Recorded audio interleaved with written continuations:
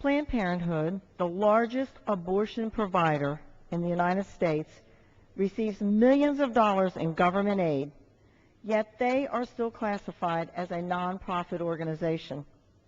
From 2008 to 2009, Planned Parenthood received $363 million, which is a third of their $1 billion income from grants and contracts from federal and state governments. And during that time, the number of abortions that they performed increased to a record number of 324,000. That's almost 25,000 from 2006 to 2007. And each fiscal year since 2000, the government has increased its funding an average of $22 million per year, while the number of abortions they performed steadily increased. This occurred while the overall abortion rate in the United States declined.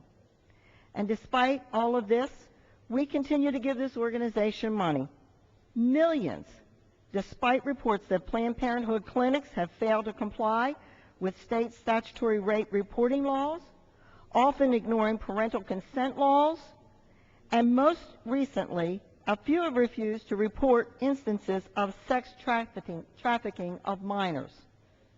Simple fact, funding Planned Parenthood and its affiliates does not decrease abortion, it increases it.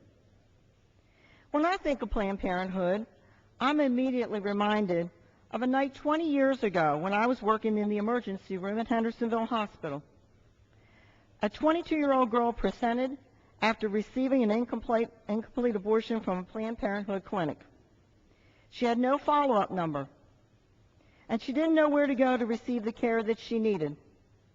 Unfortunately, she waited at home bleeding for hours before coming to the emergency room, but it was too late.